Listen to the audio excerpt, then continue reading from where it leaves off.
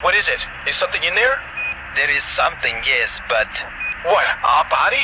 it is a body, but, well, it is not human. 你现在看到的画面是来自美国阿波罗20号宇航员在月球上的对话，他们似乎在月球上发现了一具非人类尸体。这里是科学之眼，今天让我们聊聊阿波罗20号与三野女士。2007年4月的一天，一位 ID 为 Retired AFB 发布了一段视频，瞬间火爆全网。视频内容曝光美国隐瞒长达30年的秘密，并且还成为拓展未知领域的一项有力证据。阿波罗太空飞行计划在1961年到1972年持续进行，而阿波罗17号也成为阿波罗计划中的最后一次载人登月任务。其实在这之后也曾创建过阿波罗18号、19号、20号的登月任务，并且设备都已准备就绪，可是之后都被取消。而美方给出的解释居然是经费不足。当然，对这一领域并不熟悉的我们也只能听之信之，而且没有任何疑虑。可是在2007年的一天，一位网友的爆料内容直接揭开当初的真相。其实美国之所以取消登月任务，并不是因为经费不足，反之他们的经费还非常阔跃，而且这些任务并没有被取消，美国则在背后策划着一切。网友发布的视频内容就与阿波罗登月计划有关，并且是未被公开的美国秘密登月计划。那么大家对阿波罗登月计划了解多少呢？首先给大家普及一下阿波罗登月计划。让我们把时间调20世纪50年代，第二次世界大战过后，众多国家损伤无数，没有遭到二战侵袭的美国居然摇身一变成为超级大国。他们当时的军事和经济实力都跃居世界首位。此时的美国不再想默默无闻，他们开始有了称霸全球的野心。可是当时的苏联在经济军事实力方面也同样在全球处于领先地位，并且成为美国称霸全球的唯一阻碍。苏联与美国有着不一样的政治立场，为了争夺世界霸主地位，双方开始对峙。为了不再发生类似二战的伤亡，双方并没有选择军事开战，而是在各个领域进行激烈的对抗。这次长达10年的对抗被称为美苏冷战。通俗的说来，他们不打仗，而是在别的领域激烈对抗。当然，这就意味着双方必须要打起12分的精神，面对这场声势浩大的对抗。冷战期间的美苏两国争霸不只局限于地球，而且还包括太空。在这期间，苏联不仅发射了人类第一颗人造卫星，而且还发射了第一艘载人飞船，在太空领域直接超越美国。苏联笑了，美国却慌了，因为按照这样的情形发展，美国很有可能成为冷战的败方，而航天领域也很有可能成为冷战失败的关键因素。以美国的个性，怎么甘心在航天事业败下阵来？于是开始寻找对策，想扳回一局。终于在60年代，美国开始实施航天领域的赶超。此时正是美国总统肯尼迪在任期间，为了赢得民众的支持，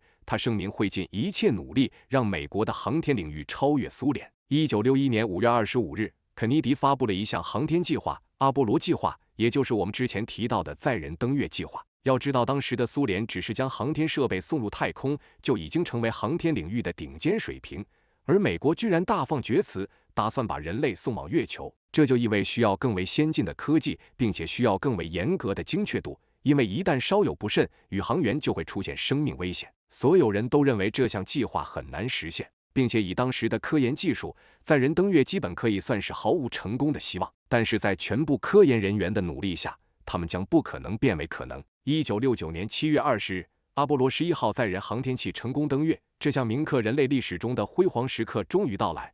航天员阿姆斯特朗成为第一个踏上月球的人类，他还说出了那句名言：“我个人的一小步是人类的一大步。”这句话曾令多少人红了眼眶。自此之后，阿波罗12号也衔接之前的成功经验，成功登月，这也给苏联带来了重大打击。美国一跃而上，而苏联却败下阵来。有了2次成功经验的美国，信心百倍地筹划起阿波罗13号的发射。可是骄傲可不是一件好事。由于设计粗心和测试不足，未能充分考虑一切潜在因素，导致飞船在飞入太空时触发火灾。万幸的是，3位宇航员经历9死1生，安全返回地球。自此之后，美国吸取教训，细心专注地对待每一次发射。阿波罗14、15、16、17号也全部成功登上月球。正是这一项项的杰出成就，令美国直接稳握太空霸权。这时也衍生出一个问题：既然之后的几艘飞船全部发射成功，这说明美国航天技术已经尤为成熟，这也同样意味着他们可以继续发展航天技术领域。但为何截止阿波罗17号之后，美国再无执行过一艘载人登月飞船任务呢？难道美国真的秘密策划过月球计划吗？那么这项计划到底是什么？又为何要搞得如此神秘呢？这是2007年的那段爆火视频。首先是几位宇航员做进入舱内准备，可以看出他们都非常谨慎。在之后是火箭发射升空的画面，接下来是飞船发射后脱离火箭推进器的第一视角画面，面前可以清楚地看到是地球，整个流程下来非常完美，掉落的零件也在地球引力的作用下漂浮在太空中。接着第一视角画面开始旋转，这也说明飞船开始旋转，这大概就是为何宇航员需要进行严酷的旋转训练。在这之后，飞船旋转了很长时间，可以看出整个流程都与飞船升空尤为吻合。在之后，飞船开始偏离地球。此时视频展现出飞船内部的影像，我们可以看出这是一个指挥舱，里面的操控设备非常精密，并且可以清晰看见美国国旗以及下面的徽章，上面居然标注着阿波罗20号。难道阿波罗20号成功发射，美国在说谎？其实单看到这里，并不是视频火爆全网的关键原因，而视频的后半部分内容才是最劲爆的。现在我们可以看到宇航员已经走出舱外进行舱外任务，他们在月球表面发现城市遗迹，这些遗迹看似好久之前就已经存在，难道月球曾存在生命？那为何生命会消失不见？接下来就是一段由宇航员拍摄月球表面的照片，从这里我们能看到月球表面好像有一个雪茄形状的物体，可是它似乎并不是月球表面的一部分。有人认为它可能是一块陨石，但是撞击月球的陨石一般来说都是不规则球状物体，为何这个物体特立独行是长条形状？因此这个神秘物体大概率不是陨石。由于这张图片是远景，我们并不能看出什么，而紧随其后的雪茄物体近照正是佐证其并非陨石。从接下来的视频我们可以看到，那个雪茄物体既不是陨石也不是彗星，表面有花纹，花纹纹路非常清晰，并不像自然生成。那么这究竟是什么？难道它是人造的？再或者是由外星人创造？接下来是高能画面，大家做好思想准备，这是一具外星人遗骸，她看起来像是一位女性，身高165厘米左右，在她的脸上固定着特有装置。现在是工作人员正在拆卸装置，拆卸完毕后是这样的面容。与人类不同的是，在她的额头上有第三只眼，我们将她称之为三眼女士。之后他们把三眼女士运入飞船，此时影片结束。对待这个视频，还有网友将其与传说联系到一起，他们认为三眼女尸就是中国传说中的嫦娥，嫦娥居住在月宫，而三眼女尸也正是在月球发现。另一个证据就是三眼女尸的样貌，她看上去更偏向于亚洲人类，甚至有的网友将嫦娥与三眼女尸完美结合在一起，说到其实当时的嫦娥误食的仙丹是由外星人制作，嫦娥服完就飞向了月球。此时的月球原住民正是外星人。当外星人看到这位外来女子时，非但没有攻击，而且还以礼待之，热情欢迎嫦娥的拜访。嫦娥也逐渐喜欢上这里，但她经常望着地球发呆，因为她始终牵挂着她的丈夫及家乡。可惜的是，外星人并不能帮助嫦娥返回地球，因为外星人并不想让地球人知道他们的存在。很久之后，外星人发现了更广阔、更适宜居住的星球，他们邀请嫦娥同他们一起离开月球，但是嫦娥拒绝了。他始终盼望着能重归地球的时刻，即使回不去，他也愿意一直在月球守候观望。就这样，外星人遗留的建筑就成为嫦娥的月宫，嫦娥也守着这些外星遗迹度过了无数个日夜，直到阿波罗20号终于将嫦娥带回了地球。可惜的是，现如今早已物是人非。可以说，这个视频若是没有展现阿波罗20号的徽章，所有人都会将此作为一个科幻片看待。可是事实展现的却是，这全部都与阿波罗20号有关。难道外星飞船与外星人的发现就是美国不想公之于众的秘密吗？由于这则视频火遍了大江南北，而大家对视频的发布者也产生了好奇，在舆论的导向之下，2007年5月，一位意大利记者卢卡终于联系到视频作者，作者也表示愿意接受采访，但要求采访形式必须是在线上。视频的发布者自称是一位退役宇航员，并且他也曾是阿波罗20号的3位宇航员之一威廉·拉特利奇，而其他2位分别是莱昂纳斯·莱德与苏联宇航员阿谢克里莱昂洛夫。他解释称，阿波罗18、19、20号全部登上月球，只不过他们属于高度机密，并且确保视频内的全部内容都是执行阿波罗20号登月任务时的发现。拉特利奇也说到，此次登月任务由美苏联合秘密策划实施，并且此次的主要任务就是前往月球探寻神秘物体。其实早在阿波罗15号时就已经发现这一雪茄形状物体，只不过当时技术有限，并不能近距离观测。这些照片就是由当时阿波罗15号宇航员指令长大卫斯科特拍摄。大家可以在美国宇航局官方阿波罗任务地图网址查询到他们。他还透露，阿波罗17号曾以雪茄物体位置为着陆点进行调查勘测。当时阿波罗17号登月任务是现场直播，但是不知出于何种原因直播中断，而这个原因或许就与雪茄物体有关。想必大家最关注的就是外星人事件。而拉特利奇也有提到，他叙述说雪茄形状物体是一艘外星飞船，长约4000米，而且他们还发现了视频中并没有展现的 UFO。他说到，在雪茄飞船的周围还停有一个三角飞船，而三眼女尸就是在三角飞船内发现。他还说到，原本在飞船内不仅有三眼女尸，其实还有另一位外星男尸，只不过她的尸体已被严重损坏，于是宇航员将三眼女尸带回地球。他们还说到，在清理三眼女尸面部装置时流出一些金色生物液，他们将其收集起来，返回地球发现这些生物液居然有治病的疗效。他还说到，三眼女尸还活着，被美国秘密隐藏起来。按理说在飞船内应该有操控设备，可是宇航员却没有在飞船内发现任何类似控制装置，而在外星人原本所在位置的正前方发现了一些符号，很可能他们凭借符号意念操控飞船。世间曾流传着一个剥夺五官强化第6关意识感知的说法，意思就是将五官封闭起来，以此增强意识能力。这也能验证三眼女尸的面部装置，或许这样做的目的就是为了强化她的意识能力，从而操纵飞船飞行。回想一下我们之前所提到的3906穿越事件，进化之后的人类就是通过意念进行移动。感兴趣的朋友可以进入主页搜索公元3906年，以此我们能明白外星人至少领先人类1000年。在被问到视频的来源时，拉特利奇回道，这些视频已经在自己手中保存了数年，原本这些是要被拿去销毁的，但是拉特利奇却认为真相不应该被掩埋，于是便偷偷保留下来。拉特利奇最后介绍自己，他说他已经是7旬老人，出生于美国的比利时人。因为 NASA 宇航员有一项条件，那就是军校毕业，因此拉特利奇无法成为宇航员。而之所以他能被破格录取，关键因素居然是他不相信上帝。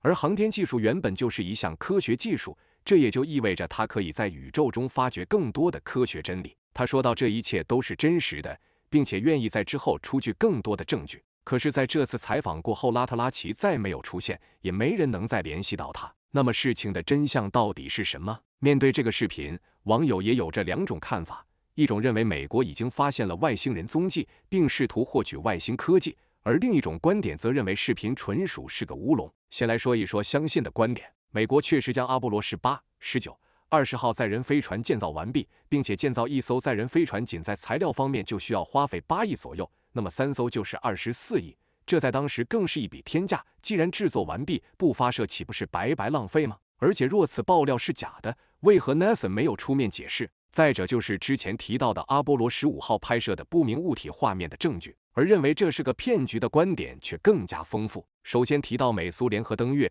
不得不考虑当时的时代，1976年正是冷战最为激烈的时刻，并且双方都为了迫切证明本国的实力，给对方不断施压，而且2个国家的政治目的并不相同，根本不可能合作，更谈不上联合登月。而虽然视频中的内容画面与当时的年代确实吻合，但是若是有专业技术，也并非不可能造假。有网友爆出视频中展示的城市遗迹画面与一部科幻作品发现的图片一模一样，所以城市遗迹绝对是造假。并且2007年的天文技术已经相当成熟，若是月球上确实有不明飞船，为何天文望远镜没有发现？关于被带回的3眼女尸，设想一下她们可以感知意识能力，是不是意味着还会有更多不可知因素的存在？对于没有把握的事件，怎么可能将其直接放入飞船并带回呢？若这是外星人的计策，该当如何？并且在视频中可以清晰看到宇航员处理女外星人时并没有任何保护措施，这非常不严谨，身为宇航员应该不会如此随便。并且宇航员的原本任务就是勘测宇宙，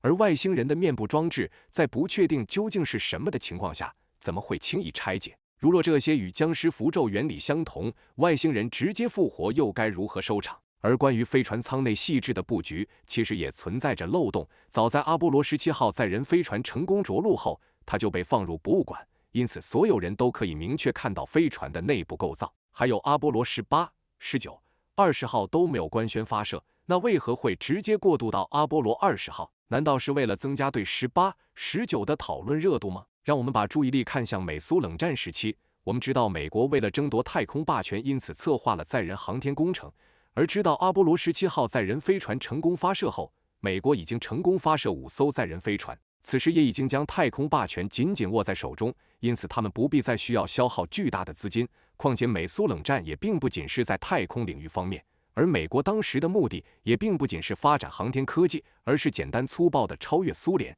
因此点到为止就是上策。再者，若这个视频是真实的，为何发布者不敢真实出面回应呢？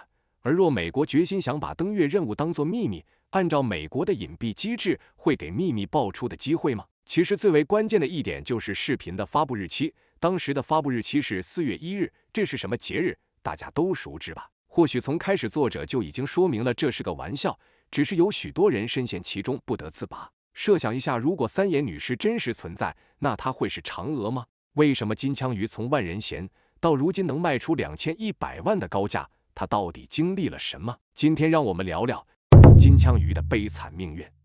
19世纪20年代的一天，随着一声惊呼，一群渔夫钓上一条身长3米的大鱼，但随之而来的却是众人的叹息，因为他们的麻烦又来了。这条大鱼就是现如今人类望尘莫及的美味蓝鳍金枪鱼，然而在当时的年代，它就是个垃圾。2019年1月5日的日本东京，曾有人拍出一条重达278公斤的蓝鳍金枪鱼，成交价居然高达310万美元，折合人民币2100万人民币。这一事件震惊了整个美食界，日本更是将其称为金枪鱼之王。可是现如今的天价金枪鱼放到19世纪却是难吃的垃圾货，他们被迫只能运到猫粮厂制作猫粮。此时不禁让人感到疑惑，金枪鱼这些年到底经历了什么？它的100年蜕变对它来说又是一件好事吗？其实在这100年间，金枪鱼并没有变，而是人类变了。金枪鱼属于一种海洋鱼类，共计约30种鱼类，其中商业经济较大的种类包括蓝鳍金枪鱼、大目金枪鱼、黄鳍金枪鱼、长鳍金枪鱼、剑鱼、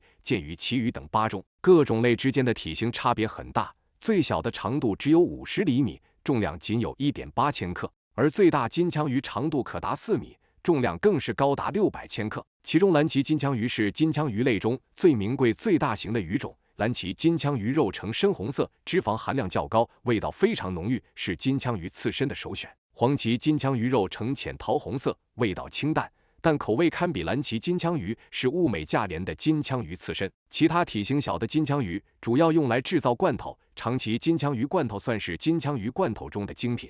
大号的金枪鱼还因为肉质的不同，被细分成各部分，如同牛肉一般，各个部位都有其专属的名字。它们包括身体基本可分成大腹、中腹、翅身和腮帮等几部分。大腹部位的鱼肉油脂丰厚，肉嫩呈粉红色，入口即化，如同上乘的雪花牛肉，价格也最为昂贵。中腹在腹部和背部含有适度的脂肪，肉口味次之，颜色稍深，价格低于大腹部位的肉。翅身位于背部，脂肪最少，身体最硬，卡路里最低，价格也相对较低。据我们所知，鱼类都属冷血动物，然而金枪鱼却偏偏是个例外。金枪鱼是恒温的，它的日常体温更是能够高达33度。那么它是靠什么维持远高海洋温度的体温呢？原来是因为金枪鱼的肌肉过于发达。金枪鱼是海洋游泳比赛的佼佼者，每小时30公里的大白鲨，每小时50公里的虎鲸，在金枪鱼面前只能算个小弟。金枪鱼的游泳速度每小时甚至可达80千米，它也是世界上最快的远洋鱼类之一。金枪鱼一天可游150千米，一年就能够绕地球1.4，一生可绕地球42圈。由于它每天都会在海里跨洋旅行，因此它也被称为没有国界的鱼类。你见过睡着的鱼吗？浴缸中一动不动的鱼，要不就是死了，要不就是睡着了。人类每天都是进行一段时间的连续睡眠，才能给身体提供足够的精神和动力。然而鱼类的睡眠却与我们人类大为不同，它们都是抽空睡觉，每次睡觉时间只在20分钟左右。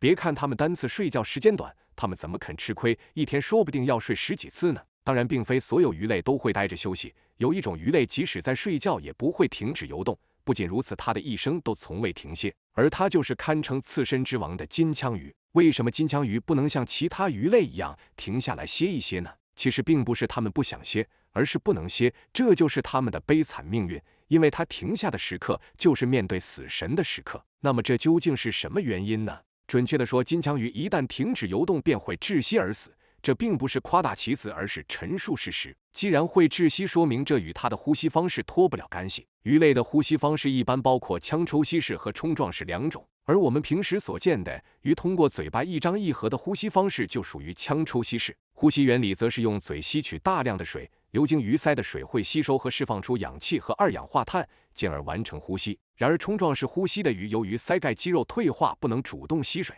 而口腔外水的压力过大，于是只能张口并快速移动，使水主动进入口腔和鳃，从而实现呼吸。大型金枪鱼都是冲撞式呼吸原理，也正是如此，它们必须要不停地游动。为了活下去，它们只能如此。虽然金枪鱼有着悲惨的命运，但好在它们也进化出一种独特的粘液，在粘液的加持下，金枪鱼可以进行无阻力游动。既然金枪鱼一直都在不停地游动，那么它们所消耗的能量必定少不了，因此补充能量也成为金枪鱼最需考虑的问题。金枪鱼在游动的过程也是觅食的过程，它们以周围一些海洋生物为食，常见的就是一些体型比它们更小的鱼类。由于需求量过大，因此它们每天都会吃掉相当于它们自身体重18%的食物，简直就是名副其实的大胃王。金枪鱼从万人嫌到现能卖出2100万的身价，人类到底对金枪鱼做了些什么呢？许多人认为金枪鱼一生都不会休息，所以肉质极其鲜美，但是这并不符合常理。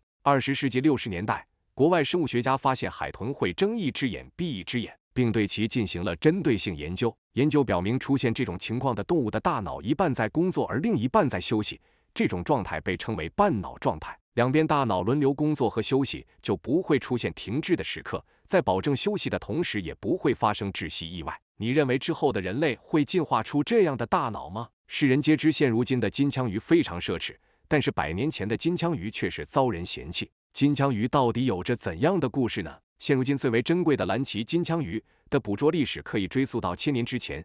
由于蓝鳍金枪鱼的速度之快以及个体之大，令它的捕捉难度也大大提升。可是当时的渔民捕捉金枪鱼并不是为了食用，而是炫耀，以此彰显自己的捕鱼技术之高超。1000年前的渔民捕捉蓝鳍金枪鱼的时候，都会准备几艘船只组成一个船阵，把网连到一起，合作捕捞。这种捕捞方式延续至今，现在在西班牙南部还依然存在这样的捕捞活动。那么为何100年之前的人类会将如此珍贵的金枪鱼放入猫粮场呢？由于蓝鳍金枪鱼一直在不停地游动，其体内血氧含量大，最终形成了血红蛋白，因此金枪鱼肉便成为了红色。而当时的贵族食用的大多都是晶莹剔透的淡水鱼类，对于这种看似瘦肉的红肉很是抗拒。而最重要的原因则是金枪鱼的不易保存。蓝鳍金枪鱼不仅有着恒定的33度体温，而且它体内的脂肪含量也极高。将其捕捞上岸后，金枪鱼一旦停止运动，便会立即死亡。若是不能及时进行冰冻处理，金枪鱼则会因为迅速腐烂而散发恶臭无比的气味。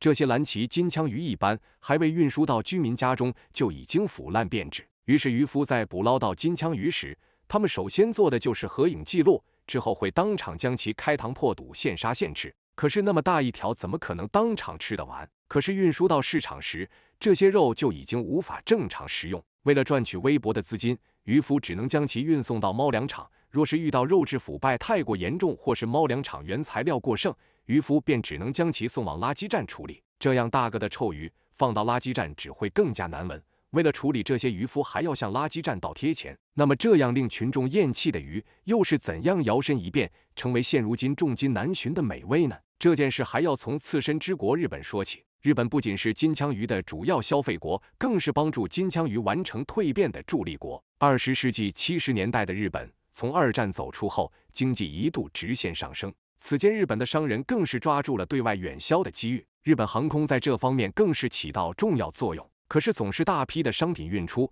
却很少会有商品流入，这也就会导致自家的商品资源愈来愈少。考虑到这一点后，日本航空便决定做出一些改变。这也令日本航空的一位货运经理冈崎愁容满面。他不仅想将货物运回日本，更想从中捞得更多的钱财。他曾经试图运来一些大闸蟹，可是却以失败告终。这次他打算重振旗鼓，很快便想到了金枪鱼。随着科技水平的提高，当时的冷冻食品技术也渐入佳境，而且金枪鱼在海外已经开始逐渐兴起，而日本却没有动静。日本人平时吃的都是一些清淡的鱼类。2战之后的日本被美国占领期间，日本人已经接触到牛肉等高脂肪口味，而金枪鱼如同牛肉一般，由于金枪鱼的不停歇运动，使它练就了一身紧致的肌肉，那么它的味道也必定不错。1972年的日本飞机装上了冷链系统，冈崎更是开始大胆实现这一想法。果然，结果并没有令他失望。蓝鳍金枪鱼入口即化的细腻口感，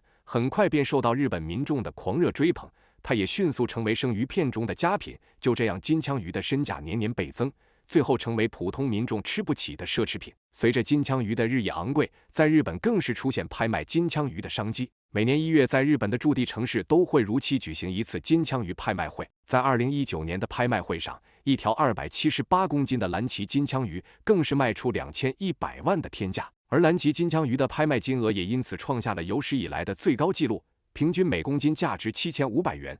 有人甚至将其比作为金枪鱼中的爱马仕，能卖到如此昂贵的价格，也只能是蓝鳍金枪鱼了。可是蓝鳍金枪鱼能卖到如此的价格，绝不可能是仅凭它的美味口感。那么金枪鱼究竟贵在哪里呢？2100万一条的金枪鱼肉到底有多美味？从无人问津到价格比直逼黄金，金枪鱼经历了什么？现如今很多人都会将吃金枪鱼当作一种炫耀。由于金枪鱼价格昂贵，所有人几乎在吃之前都会拿出手机拍几张照片，发朋友圈、发微博，留下我吃过金枪鱼的证据。毕竟这玩意儿是稀罕物，可不是谁都吃过的。蓝鳍金枪鱼有着丰富的营养价值。首先，蓝鳍金枪鱼是一道美容养颜的健康食品，它的肉质低脂肪、低热量，而且还有着优质的蛋白质，能够保持苗条身材。再者，蓝鳍金枪鱼能够保护肝脏。现代人最大的问题就是工作学习压力，过度疲劳更会伤及肝脏，导致疾病的发生。而金枪鱼中含有丰富营养物质，利于肝细胞再生，降低肝脏发病率。除此之外，蓝鳍金枪鱼还能够防止动脉硬化，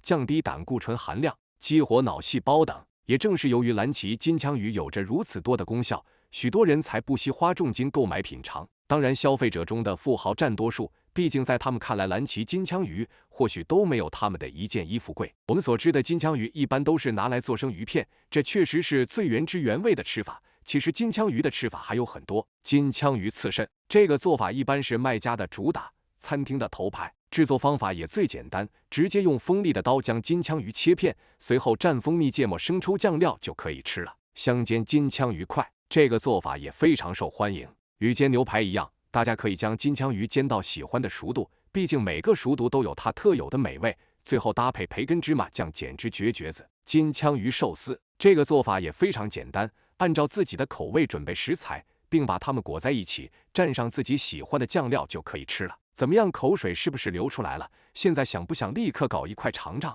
但是最美味的蓝鳍金枪鱼，我们却很难尝到了。随着捕鱼业的发展，过度的捕捞使得大西洋及太平洋地区的金枪鱼产量急剧下降。对于鱼类来说，一般都是体型越大越重的越昂贵，因为体型大的鱼类在海洋食物链中处于上层的地位，本来数量就少，若是又要满足人类的口腹之欲，那么它的数量只会更少。而蓝鳍金枪鱼更是难以摆脱被赶尽杀绝的命运。据调查，在过度捕捞的之下，近10年间的蓝鳍金枪鱼总量减少了97%，供不应求的现状只会使蓝鳍金枪鱼的价格成倍增长，因此有了现如今的拍卖形式。现在的你想不想穿越回100年之前，大吃一顿蓝鳍金枪鱼呢？现在的是否会有一个问题，为何不进行蓝鳍金枪鱼的人工养殖呢？虽然这也不失为一个扩大蓝鳍金枪鱼的繁殖方法，先不说能否养好蓝鳍金枪鱼，就是单单创造蓝鳍金枪鱼的生存空间都是难上加难。蓝鳍金枪鱼不仅需要很大的水域，而且还需要高压环境。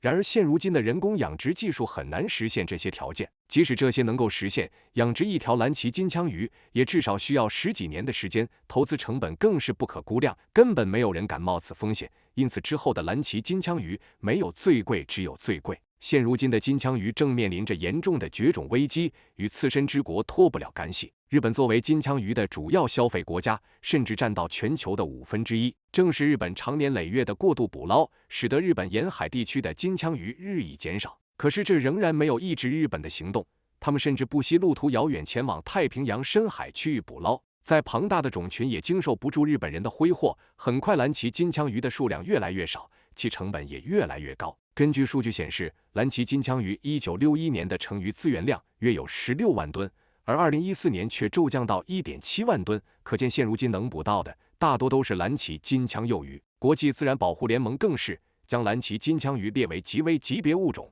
它的数量甚至比国宝大熊猫的数量还要少。蓝鳍金枪鱼作为大型鱼类，在海洋食物链中有着举足轻重的地位，若是他们遭受灭绝，会给海洋生态系统带来极大麻烦。即使清楚蓝鳍金枪鱼现如今的境地，但是日本依旧没有收手，只为满足自己的口腹之欲，根本不把国际自然联盟放在眼里，依旧我行我素，大肆捕捞蓝鳍金枪鱼，加剧了金枪鱼面临的危机。日本的这一做法虽遭到全世界的不满，但是他们依旧认为自己只是在维护自己的饮食文化，没有丝毫悔改之意。这也导致一些蓝鳍金枪鱼的保护方案难以实施，蓝鳍金枪鱼也很可能会断送在他们手中。此时也引出一个问题，同样是抓捕野生动物，西方社会却对非洲狩猎象牙犀牛等行为严厉禁止，但是对于日本捕捞蓝鳍金枪鱼的谴责声却要小得多，不然日本怎么可能抵抗住全世界的威逼？或许不是他们不谴责，而是他们不敢谴责。可是为什么要让无辜的蓝鳍金枪鱼承担如此严重的后果？其实若是日本人忍一忍，几年的时间，蓝鳍金枪鱼的数量就会有所好转。5年之后的蓝鳍金枪幼鱼已经长大，不仅能增加商业价值，同时经过几次繁殖后的蓝鳍金枪鱼也会摆脱濒临灭绝的命运。金枪鱼本身的命运已经足够悲惨，我们不要再让它们面临灭绝的危险了。西游记居然是真的，现实中的唐僧到底有多强？考古人员称唐僧是一位毫无瑕疵的完人。今天让我们来聊聊真实的唐僧。《西游记》作为4大名著之一，用故事形式为世人讲述哲理，每一个看过《西游记》的人都不禁感叹唐僧师徒4人的毅力和决心。然而我们对孙悟空的崇拜却远远大于唐僧，其原因就是铲除一切妖魔鬼怪大多都是孙悟空的功劳，并且对于孙悟空的描述要远远大于唐僧。但细想一下，唐僧虽为肉体凡胎，但是他的徒弟却个个武艺高强，因此从侧面便印证出唐僧的实力也必定不容小觑。当然，《西游记》只是一本小说，那么唐僧原本的原型是否也很有实力呢？现在让我们从一场考古发现讲起。敦煌石窟的发现让所有人为之震撼，它既呈现了中华文化的繁荣璀璨，同时也是丝绸之路的伟大见证。而其中的莫高窟正是我们所熟知的一部分。当然，敦煌石窟还有着其他众多的组成成分，而榆林石窟就是其中一个。而我们今天的故事就从这个榆林石窟展开。1953年，考古科学家在位于莫高窟东方100公里的位置发现一个新的石窟，即现如今的榆林石窟。据年代推算，这个石窟建立于唐宋时期。考古学家在研究这一石窟时，突然被一面墙壁上的图案吸引。他们凑近一看，所有人陷入了疑惑。只见那面墙壁上有一位和尚1匹骏马，旁边似乎还跟着一个孙悟空。考古学家惊呼：这上面难道画的是《西游记》？但这个理解太过荒谬，因为《西游记》这本小说是在明代时期所写，可是石窟确实是唐宋时期所建，难道唐僧及孙悟空都是真实存在的吗？带着这些疑问，考古人员翻出2本记叙唐僧的文献，《唐玄奘西游记》及《玄奘法师传》，而书中所记叙的唐僧远比《西游记》更加传奇。唐朝时期的中国也曾陷入一段低谷期，当时皇帝李渊准备打开城门让百姓逃难，而一名年轻和尚便混入其中，从此开始他的不平凡之路。这个和尚便是玄奘及《西游记》中唐僧的原型。他13岁出家，小年纪便满腹经纶。他学习过《涅盘经》《摄大乘论》《俱舍论》等著名经论，但是在修行过程中发现这些经论各执一词，许多问题都无法解决。为了解答疑惑，他决定前往西方求学。但是他将此上表给朝廷之后，久久都未能审批，于是他便借助这次饥荒出城，前往西方求学。正如同唐僧要经历981难才能取得真经一样，玄奘一路上也遇到了许多艰难险阻，而其中最大的困难就是通行问题。唐朝有个规定，要想出关必须要有通行证，但是由于当时唐朝处于饥荒，而且还随时面临突厥的袭击，于是对外实行闭关政策，这也是为何玄奘上表西行而迟迟没有审批的原因。因此玄奘最后是偷渡出关，他主动与商人交友，最后随商队混出城。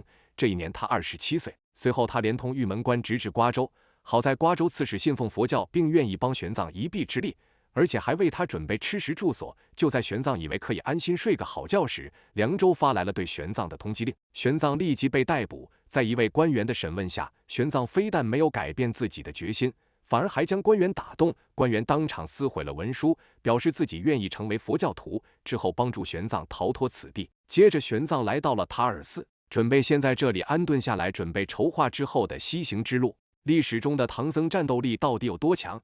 其实远比《西游记》中师徒4人还要厉害。贞观628年的一天，一位名为石盘陀的胡人来到塔尔寺，希望能请高僧受持佛戒，说白了就是想请高僧帮他开光。他是一位商人，同时也是《西游记》中孙悟空的原型。由于当时丝绸之路商人危险重重，于是这些商人便愿意花费重金为自己祈求平安。当时玄奘虽年轻，但在当地足以算得上得道高僧，而且他答应得非常痛快。石盘陀也是非常豪爽，直言可以满足玄奘的任何要求。玄奘随即说道：“我想通过5座烽火台。”石盘陀思虑良久，但还是答应了。5座烽火台分别控制着5个绿洲的水资源，然而要想通过这5座烽火台，没有通行证依旧不简单。他们将会面对的不仅是路程的艰险，更是军官的通缉，因此此行必定会凶多吉少。但石盘陀遵守承诺，到了约定时间牵来了一匹红马。这匹马曾多次穿越这片沙漠，接着两人便走向了沙漠。可是当时的两人单枪匹马，并且在没有通行令的情况下穿过5座烽火台实属不易，而且石盘陀还有一家老小需要照顾，因此他不想再陪着玄奘继续前行。可是如若将其丢下，玄奘在拷问期间将石盘陀供出，他依旧不能幸免。于是他思前想后，拿出一把刀逼迫玄奘，让玄奘跟其返程。然而玄奘并没有因此退缩，在得知石盘陀的顾虑后，他发誓到自己纵使千刀万剐也不会说出石盘陀。出于对佛教的信任，石盘陀离开了。与《西游记》3打白骨精剧情中描述的一样，孙悟空离开了唐僧，但与其不同的是，石盘陀再没有回来。此时便有人疑惑，为何《西游记》要给孙悟空如此大的篇幅？首先，石盘陀确实是玄奘西行的得力助手，若起初没有石盘陀的帮助，玄奘恐怕在最初就遇了险。而之所以吴承恩将孙悟空刻画得如此生动，想必是将玄奘的坚毅果敢写入孙悟空中加以表达。而之后的漫漫西行之路都只有玄奘一人，因此现实中的唐僧并不是靠徒弟保护才能取得真经。随后玄奘独自朝沙漠深处走去，玄奘决定一人独闯五峰，这不仅体现出他对真经的执念，更展现出他的坚强和毅力。他随时可能会面临军官的追杀以及沙漠的恶劣天气，因此他必须谨小慎微。从这里也能看出，他并不像《西游记》里讲述的那样弱不禁风，反之则是有着强壮的体魄和果敢的性格。在沙漠中走了3天3夜后，他终于到达第1座烽火台，而他接下来的计划便是等到晚上去绿洲偷水，因为水是他在沙漠中行驶的必需品。但是他在偷水的途中被军官发现，接着便将玄奘押送至烽火台队长王祥面前。有惊无险的是，王祥也是一位佛教徒，并愿意倾尽全力帮助大师。他很好地招待了玄奘，并为玄奘装取了足够的水，而且建议玄奘直接前往第4峰，并说到那里会有人助他一臂之力。在王祥的帮助下，玄奘很快到达了第4峰，可是在出发前往第5峰的时候却迷失了方向，很快他的水便全部喝光。他原本可以返回第4峰补充物资，可是他曾发誓不会返程。就这样，倔强的玄奘继续向西走去，但是没有水的他根本撑不了多久，很快便由于脱水昏倒在沙漠上。恍惚间，他似乎看到了佛灵的指引，于是再次起身骑马上路。此时红马居然开始自主行驶，一段时间后，他居然把玄奘带到一片绿洲面前，而这里就是第5峰的绿洲。玄奘欣喜万分，再次补充体力后顺利通过第5峰。然而渡过5峰并没有结束，接下来才正式开始求经之路。玄奘到达了西域的阿拉图鲁克。历史上的唐僧所经历的磨难，其实远比《西游记》991难还要困难。唐玄奘为了知晓佛界真理，竟偷渡西行拜佛求经，可是在阿拉图鲁克取雨却犯了难。从阿拉图鲁克出发一共有3条路线，其中2条路线有大片沙漠地带，1条路线则全部是草原。于是玄奘决定走草原这条路，可是正当他要出发时，却被一人拦住去路。此人则是高昌的使者，而高昌正是一个信仰佛教的大国。见到志同道合之人，玄奘便愿意前往一观。高昌国位于火焰山附近，可见高昌很可能就是《西游记》中讲述的火焰山。而高昌的国王则是牛魔王的原型。高昌国王屈文泰将整个国家治理得井井有条，但同时他也有着极高的野心，那就是统一西域。而玄奘则是他统一西域的最佳帮手，于是他将玄奘请来后就没打算放弃离开。在得知国王的这一计策后，玄奘便绝食抗议。之后在屈文泰母亲协同绝食抗议之下，屈文泰才松了口，并要与玄奘结拜兄弟，并希望玄奘取得真经之后可以返回高昌弘法3年。屈文泰为自己的结拜兄弟准备了一支庞大的队伍，伴随玄奘西行。可是队伍在经过大雪山时，却由于雪崩随蚀了一半的队伍。接着，玄奘一行人来到西突厥领地，而西突厥国王也是佛教信徒，于是便派遣具有丰富经验的特使跟随玄奘继续西行。接着，玄奘到达萨摩吉王国，萨摩吉王国曾经信仰佛教，因此在那里建有2座佛教寺院。于是玄奘见此，便决定前去参拜一下，却被当地索罗亚斯德教徒抓住，并将其押给皇帝处决。没想到皇帝居然被玄奘说服，并且决定重建佛教寺院。接着，玄奘继续西行前往印度。可是，在半路却遭遇强盗绑架。强盗见玄奘眉清目秀，便决定将其献祭给当地女神杜尔迦。这一典故也印证了《西游记》中的唐僧为何被如此多的女妖倾慕。然而，就在祭祀仪式即将开始时，大风狂虐呼啸袭来，玄奘也因此得救。尽管玄奘经历如此多的艰难险阻，但依旧阻挡不了他前进的步伐。接着，玄奘便继续西行，最后终于到达了目的地。这场西行之旅一走就是4年。最终，玄奘来到了这场西行之旅的目的地吉那烂陀寺，其中的僧人对经论的研究已是非常成熟，其中的戒贤法师更是了解全部经文，而这里的法师学习经论的模式则是演讲辩论，其中辩论拔得头筹的便能称得上是大师。在这里经过一定时间的学习之后，天资聪慧的玄奘也成为那烂陀寺的大师，并且终于得知一切经论的真理，实现了他的目标。如同唐僧所经历的99811难一般，玄奘的西行之路也势必不会轻松。况且玄奘是独身一人，而这就是那个历史中真正的唐僧。他经历的磨难远比《西游记》中师徒4人所经受的还要艰难，即使面临粉身碎骨的危险，他也从未退却。他一生都在为了佛教真理而努力，而《西游记》也正是承接了玄奘的这种精神，并将其传送给当今世人。因此，我们从中了解的不仅是玄奘求经的历史，更是他那拼搏奋斗的精神。英国顶级黑客声称，在入侵美国高机密文件时发现不明飞行物情报，但美国绝不承认他们究竟在隐藏什么。今天让我们来聊聊太阳保卫者。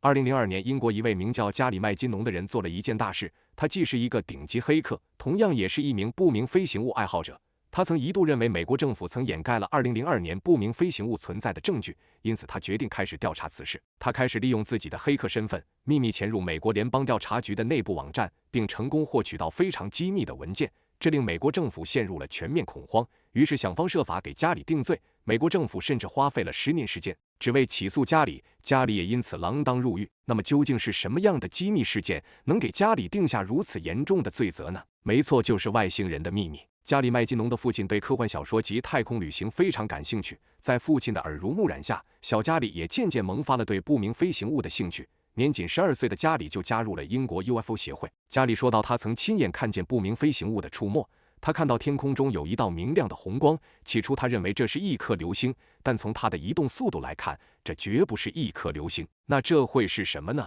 他认为这就是不明飞行物。随着时间的推移，加里越发的认为美国政府一定留有不明飞行物及外星人真实存在的证据，但是这些证据并没有被公布。成年后的加里成为一名优秀的计算机网络专家，尽管加里工作的兢兢业业，可是他对自己的工作内容并不感兴趣，而他真正感兴趣的内容则是不明飞行物。因此，一旦不明飞行物的字眼出现在加里耳边，他总会抛下一切参与到不明飞行物的讨论中。当然，若美国政府确实隐藏不明飞行物的信息，他必定会做点什么。加里知道美国宇航局和美国国防部都使用 Windows， 这也当然令加里有的放矢。他编写了一个程序，以此能检查网络上所有计算机的密码。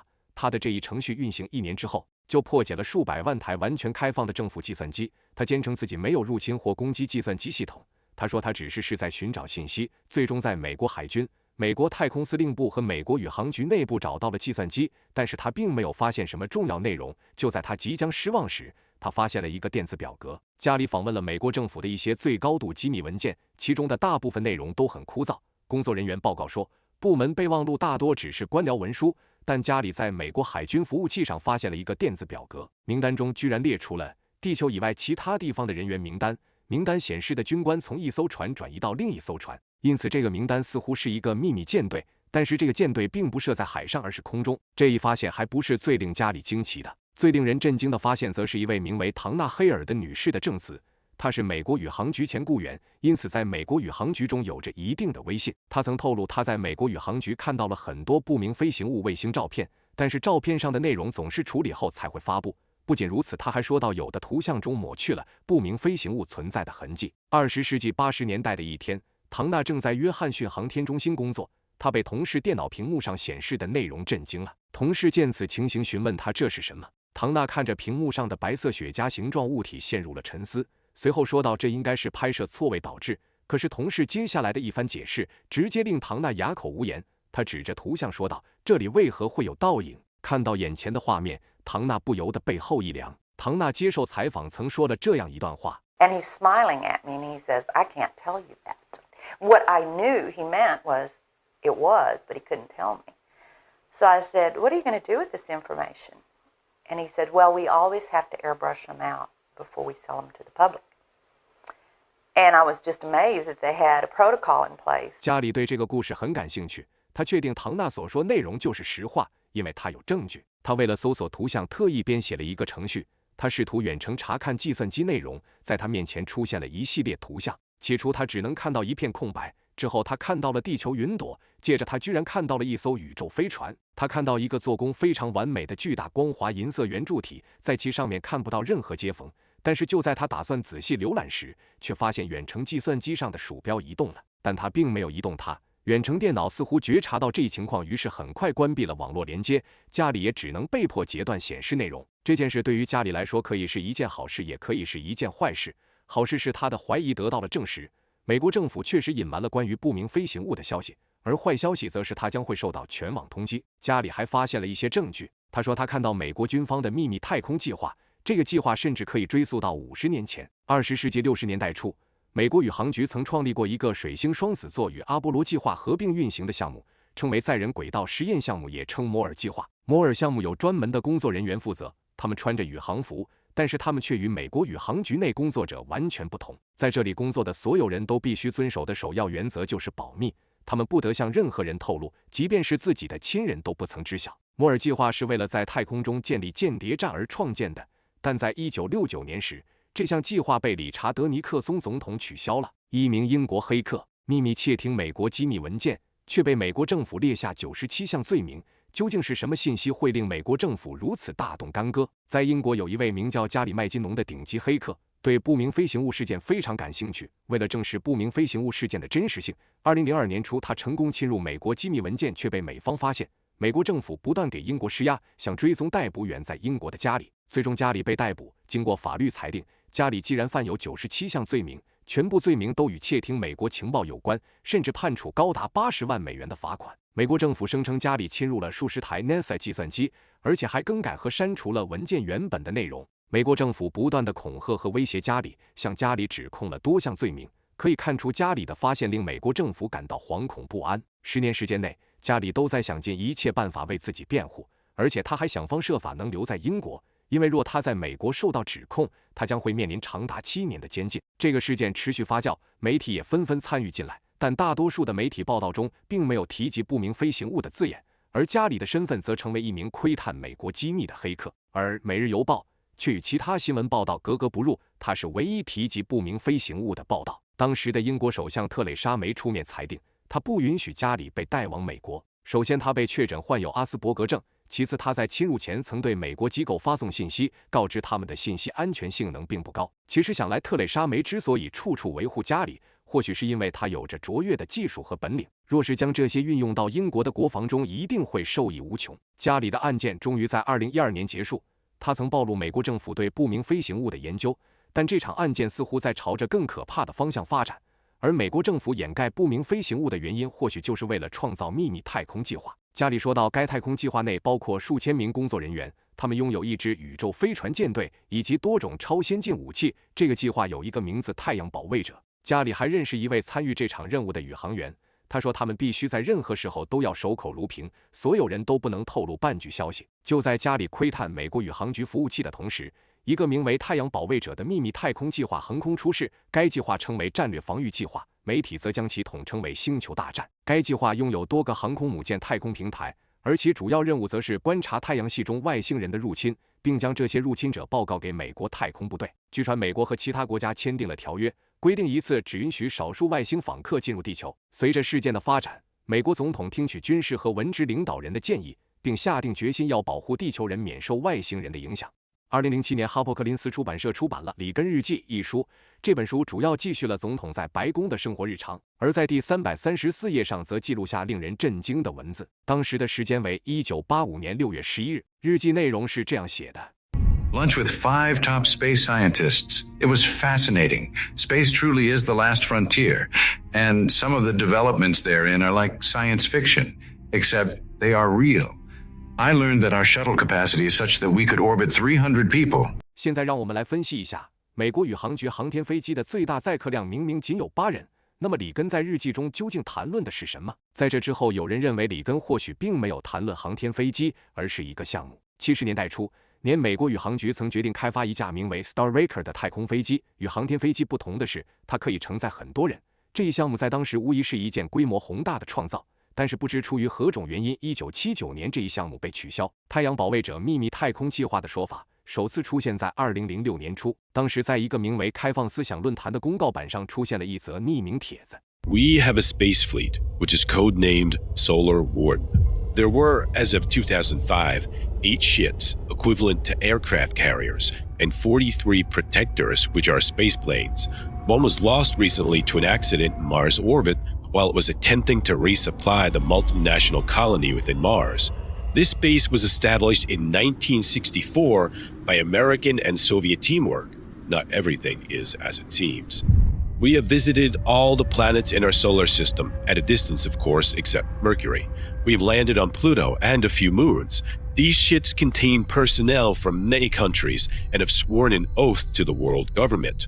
The technology came from back engineering alien disk wreckage and at times with alien assistance. 英国黑客声称，保卫人类的太阳保卫者真实存在，他们奋斗在太阳系一线，阻止外星人入侵。2002年，计算机专家家里成功侵入美国机密文件，并发现不明飞行物情报。同一时期，保卫地球的太阳保卫者秘密太空计划也横空出世。2012年11月，达伦·珀克斯在《赫芬顿邮报》发布了一篇文章，这是第一篇关于太阳保卫者的新闻文章，也是第一篇与家里的故事联系起来的文章。该文章声称，该计划开始于1980年，主要由美国海军及太空作战司令部领导，运作舰队共拥有8艘大型航母，每艘长度超过180米，每艘航母共配备300名人员。该舰队还有40艘侦察船，这些船只主要拦截外星人入侵者。根据文章继续，月球和火星上还能提供补给能量。随后，美国国防部的一名工作人员联系了达伦，这次谈论证实了太阳保卫者是真实的。下面是美国国防部的一席话。While conducting a FOIA Freedom of Information request with the DoD, Department of Defense, in 2010,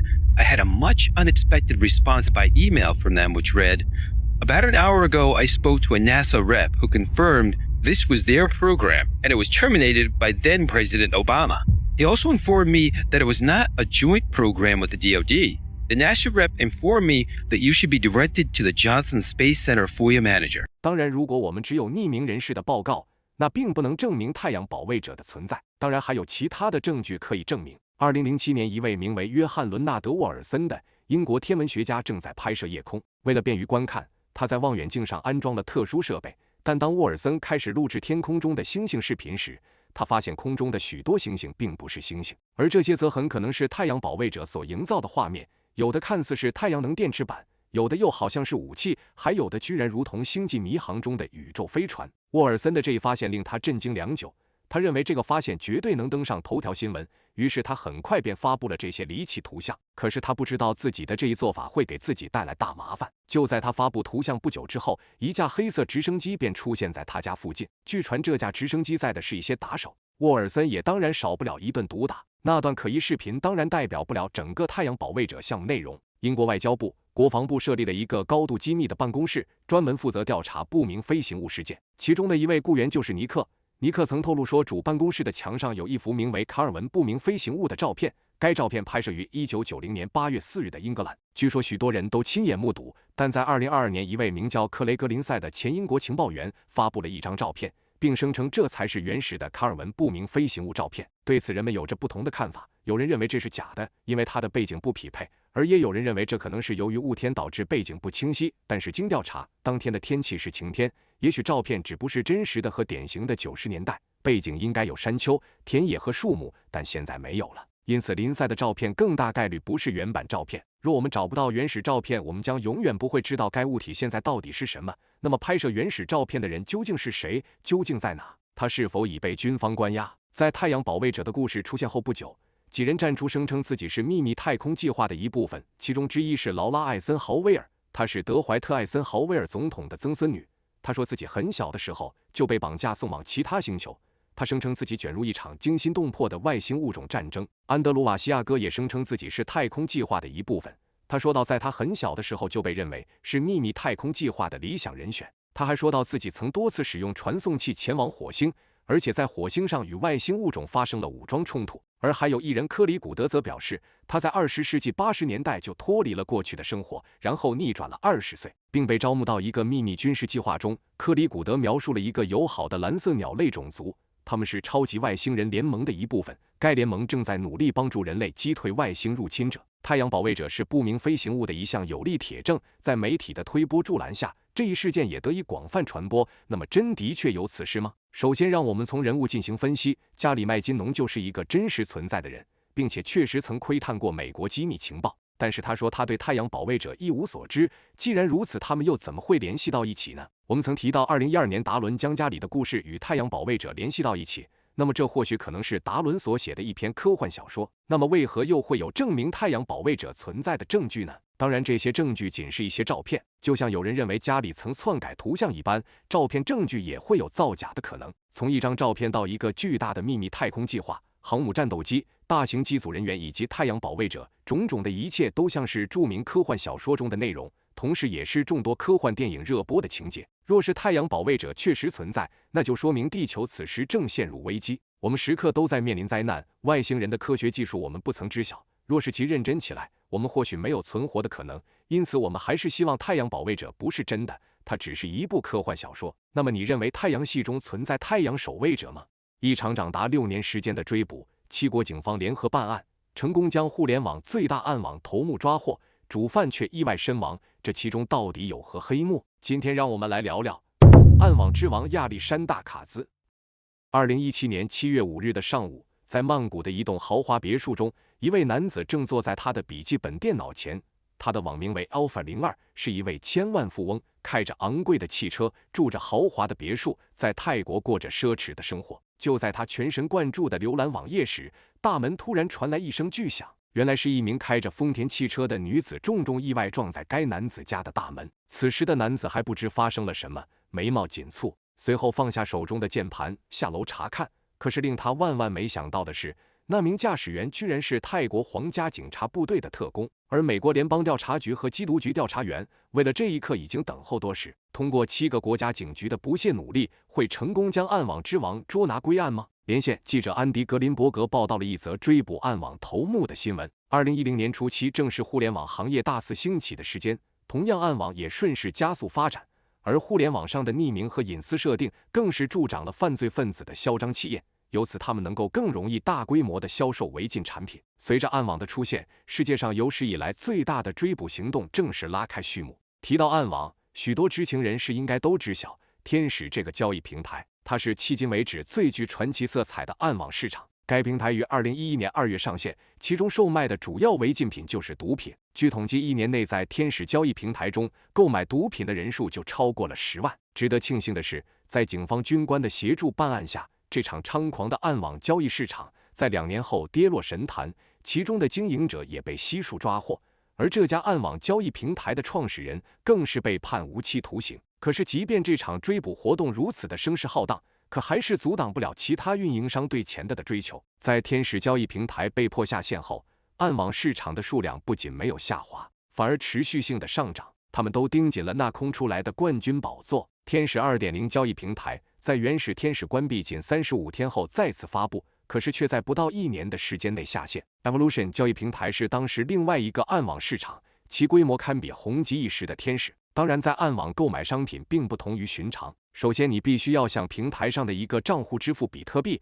这是一种暗网托管账户。当商品送到顾客手中时，卖家才会收到付款，从而赚取大量资金。当然，这也给运营商有了可乘之机。在某些时候，运营商打算窃取这笔流动的钱，当然他们只需要做的就是关闭网站。Agoro 就是一个鲜明的例子，他被认为是天使交易平台的继承者，也就是天使 2.0 交易平台的最大股东。前面我提到天使 2.0 交易平台的下线，其实并非是警方的逼迫，而是 Agora 的主动关闭。2015年8月，他选择自愿关闭天使 2.0 交易平台，在捞到一笔巨额的钱财时，还免除警方的追捕，可谓一箭双雕。当然，天使 2.0 交易平台的关闭令更多的暗网市场蠢蠢欲动，而当时新兴的暗网市场 Alphabet 交易平台也因此受益无穷。2014年7月，一个自称 Alpha02 的人成功开发 Alphabet 交易平台。最开始 Alphabet 交易平台仅提供和出售被盗的信用卡数据，但之后不久Alpha02 便发现新的商机，该交易平台开始销售更多的产品，其中不仅包括毒品、武器和恶意软件，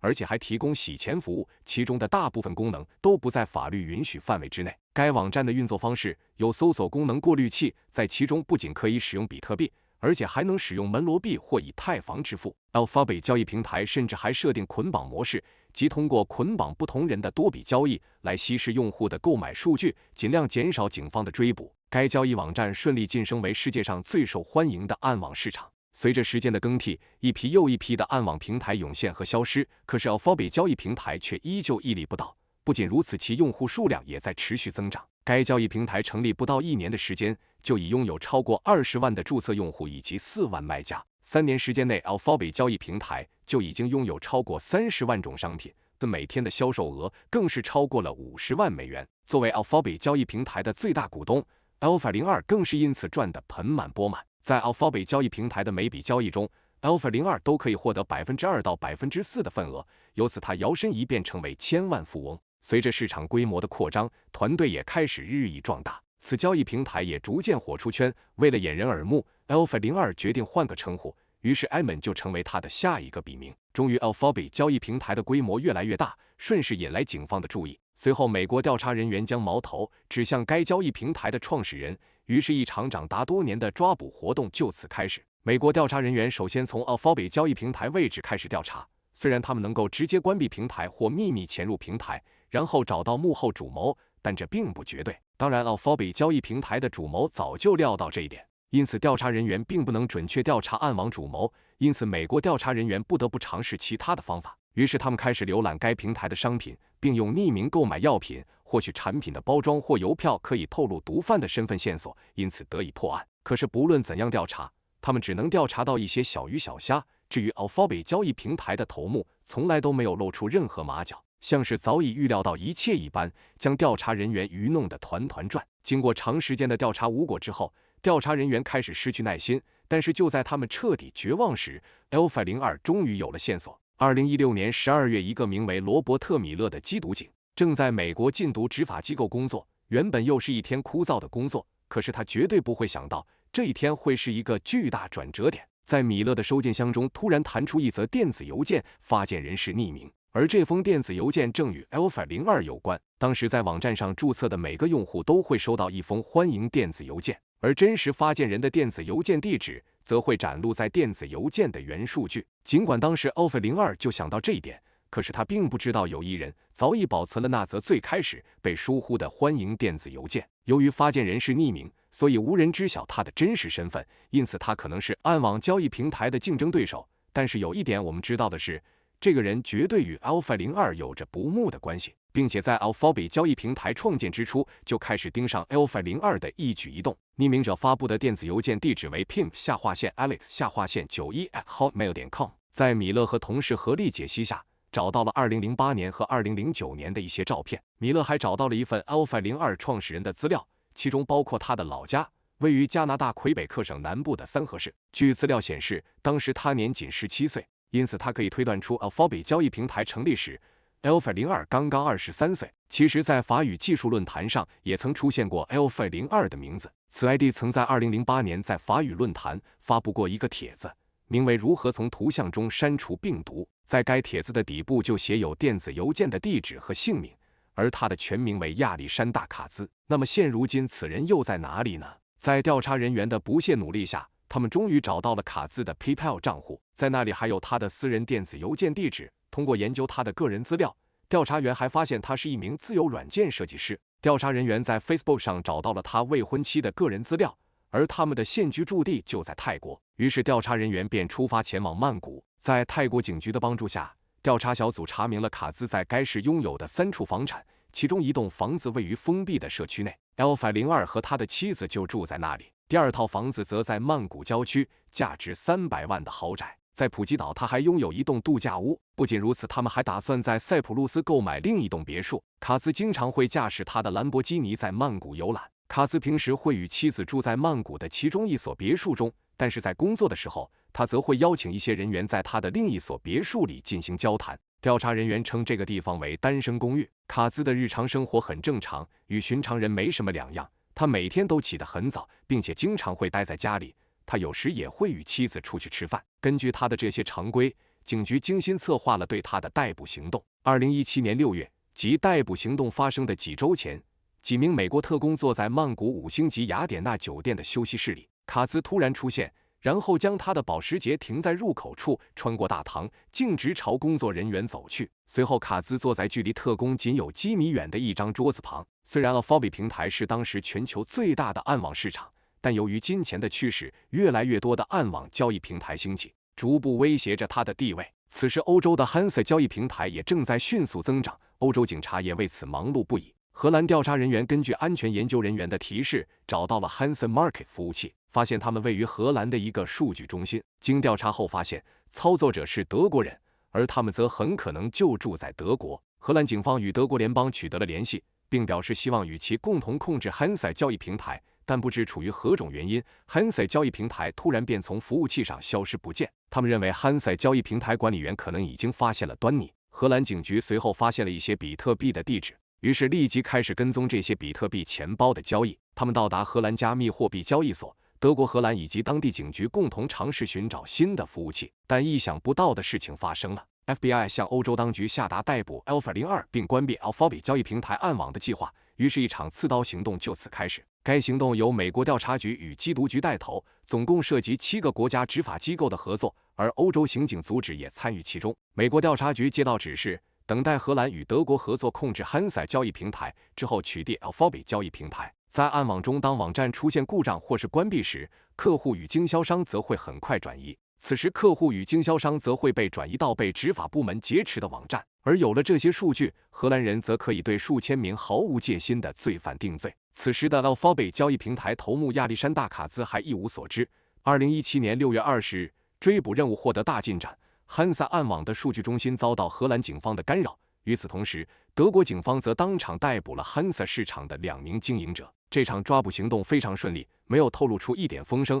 于是汉萨市场则顺势进入荷兰警局的控制之下。2017年7月5日，卡兹通缉令终于下达。当天，泰国皇家警察缉毒局与联邦调查局将合力将其逮捕归案。他们势必让 Alpha02 这一称号从此消失。一辆灰色丰田凯美瑞沿着一条死胡同直直地撞向卡兹家门口，而车内的驾驶员正是泰国皇家警察特工。他们认为以事故的方式能够极大可能地将卡兹引诱出来。果然，在听到那声巨响后，卡兹没有任何犹豫，径直走了出来。当他靠近门口时，突然出现2名警察。卡兹则惊慌失色，便试图朝屋内走去，大概率是想回去销毁证据。但是警察没有给其任何逃脱的机会，警察上前将其擒拿归案。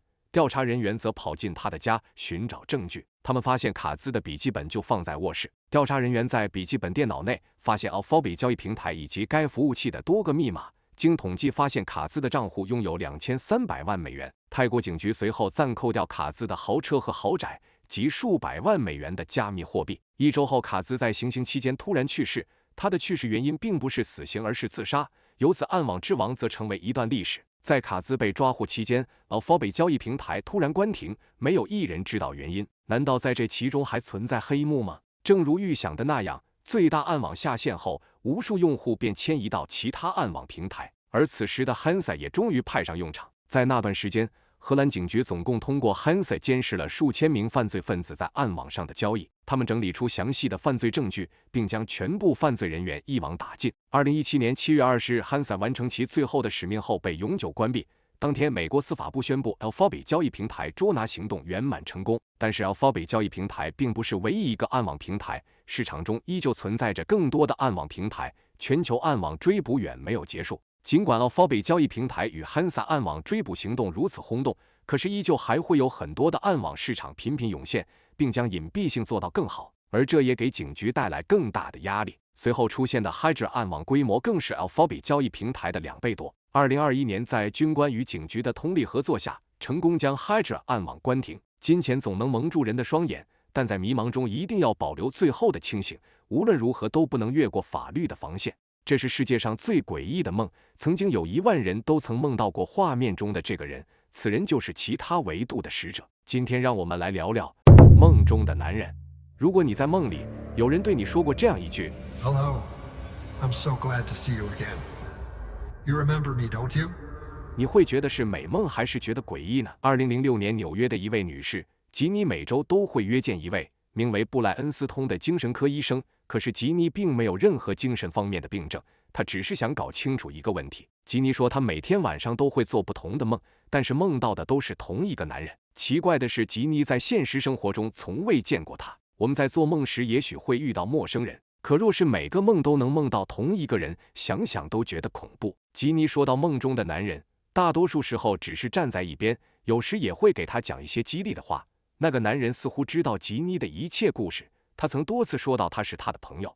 反复做的梦境并不罕见，但是梦境中相同的陌生人却又如此诡异。为了帮助吉妮解答他的梦境，斯通博士建议他可以将梦中的男人画出来。吉妮笔下的男人有着黑色的短发、高高的发际线、浓浓的眉毛和薄薄的嘴唇。吉妮的治疗结束后，这张肖像便留在斯通博士的桌上。几天之后，斯通博士的另一个病人前来治疗，他一眼便注意到那张肖像，于是询问斯通博士这是谁画的。出于对患者的隐私，斯通博士并没有直接回答，只是询问道：“你为什么要问这个？”病人却说道，在过去的几个月里，他每天晚上都会梦到画中的男人。他所说的一番话令斯通博士感到意外，但是病人并没有理由对他撒谎。为了搞清楚事实的真相，斯通博士决定四处求援。在病人走后，他将肖像发送给另外10几位精神科医生和心理学家。很快，他的手机响了起来。梦是什么？我们为什么会做梦？一些人认为梦有着很多的作用。首先，梦可以帮助我们调节情绪，缓解压力。我们可以在里面表达和释放潜意识情感。再者，梦能够激发我们的创造力。许多艺术家、作家都会从梦中获得灵感。还有，梦能够帮助我们解决一些生活中的问题。梦境还可以提供不同的视角和思路，帮助我们找到解决问题的方法。不仅如此，梦还能巩固我们的记忆。在睡眠过程中，大脑会对白天学习和经历的信息进行处理，梦可以帮助加强这些记忆。不仅人会做梦，一些研究表明动物也会做梦。研究发现，一些哺乳动物，例如猫、狗、牛、羊等，在睡眠时会出现快速眼动睡眠阶段，这与人类做梦时的阶段相似。在这期间，动物的大脑活动增加，眼睛也会快速移动，这可能与梦境的产生有关。此外，一些动物在睡眠时会表现出类似于梦境的行为，例如猫可能会在睡眠中模拟狩猎行为，发出咕噜声或爪子伸缩、抽搐或发出吠叫声，这可能与它们在梦中经历的情境有关。睡眠分阶段进行，第一阶段是睡眠的最轻阶段，处于半睡半醒之间。在这个阶段，人们可能会体验到肌肉放松、心率和呼吸减慢。第二阶段是浅睡眠阶段，人们的心率和呼吸进一步减慢，体温也会下降。在这个阶段，人们可能会开始做一些短暂的梦。第三阶段又称为深度睡眠阶段，这是睡眠中最深层的阶段。在这个阶段，身体的修复和恢复过程最为活跃，最后会进入快速眼动阶段。这一阶段通常在入睡后90分钟左右开始出现。在这个阶段，人们的眼睛会快速移动，大脑活动增加，呼吸和心率加快，同时肌肉松弛。大多数的梦境都会发生在这一睡眠阶段。我们每晚都会多次经历这些阶段，而且可能会在其中任何一个阶段做梦。每当我们进入快速眼动睡眠阶段时，我们的做梦会更加生动和强烈。在这期间，我们的大脑也会对梦境进行整合处理，它可能会让我们忘记一些梦的情节。这就是为何我们在醒来后明明记得自己做过梦，可是始终却想不起来。我们的梦大多都是消极的，我们将其统称为噩梦，但由于大脑的运转，我们也曾忘记过许多噩梦。梦究竟是什么？这个问题至今都没有一个明确的解答。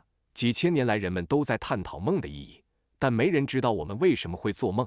有人认为梦是现实世界与精神世界的纽带，梦中的我们是被动的，因为我们并不能掌控梦境的好坏。那么当自己的梦被入侵时会发生什么呢？斯通医生的电话一直响个不停，精神科医生、心理学家甚至牧师都在联系他。然而所有人说的居然都是同一件事，他们都在梦中梦到了画中的男人。与吉妮描述相同的是，在别人的梦境中，那个男人经常会站在一边，他很少说话，他想指引做梦者去某个地方。这样的梦境甚至持续了几个月。虽然这些做梦者在现实生活中并没有出现问题，但他们非常害怕。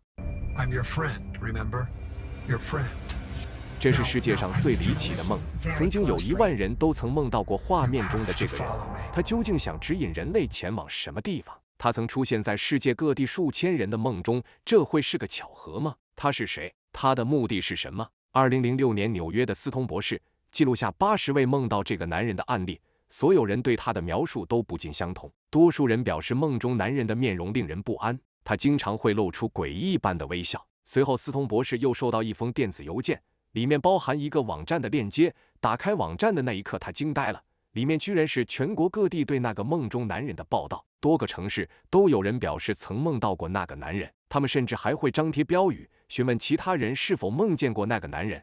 而世界各地的答案居然都是肯定的。有人认为这个男人是侵入别人梦中的特工。星际之门项目中，美国中央情报局曾使用通灵术远程查看世界各地的地点，他们还试图与正在做梦的人进行交流，并且将思想或图像植入熟睡人的脑海中。或许你认为这是影视剧《盗梦空间》之中的故事，但是《盗梦空间》是在2010年推出，而中央情报局则是在20年前的1991年就开始了。这也引出一个可怕的问题：中央情报局的这一项目成功了吗？那个特工是谁？中央情报局想做什么？据报道，在梦中见过梦男的人数量多达8000人，这也意味着要么这是一个完全失控的梦境实验，要么这是一场完美成功的梦境任务。那个网站的创建者安德里亚接受采访时表示，他第一次梦见这个男人是在2008年的冬天，正是那个男人让他创建的这个网站。安德里亚使用面部合成软件，将梦中那个人的草图整合成一个真人形象。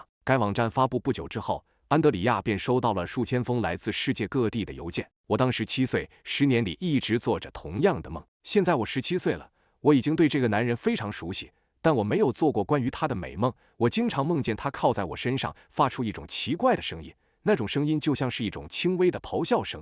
我记得他的衬衫上有一个金色的圆形吊坠。在我发现这个网站之后的晚上，他居然会站在我的卧室对面盯着我，我还被吓得哭出声音。他从来没有跟我说过话，他只是发出奇怪的声音。2013年9月2日，佛罗里达州，我梦见了这个人。我梦到在夜深人静的公园，他一直跟踪我，我试图快步逃，他却轻而易举地追上了我。随后发出一声轻微的咆哮声，然后加速走到我面前。他伸出手阻止我逃跑，他把我拉近他，但他只说了几句话，向北走，这是唯一的办法。说完这句话后，那个男人就跑了。我试图追上他，询问更多的信息，但我无法跟上。2013年3月7日，犹他州，这个男人的行为因目击者而异，除了样貌之外，在其他方面他给目击者的印象却是那样的不尽相同。有些人对他持有浪漫的幻想，有些人认为这个人极为恐怖，他在梦中追逐、绑架甚至杀死做梦者。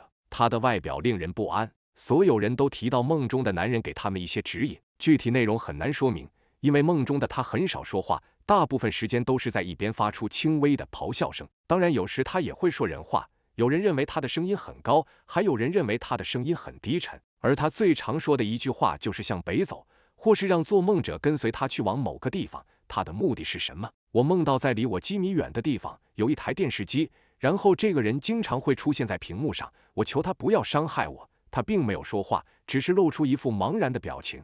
他恶狠狠地朝我的喉咙割去，我被惊醒。我梦见了这个人。几年前，我甚至因此去看精神治疗师，因为我反复梦见这个中年男人，他一直攻击我，可是却从来没有说过任何话。我每天晚上醒来时都会浑身湿透，大汗淋漓。我也做了一个梦，总是有人告诉我要往北走。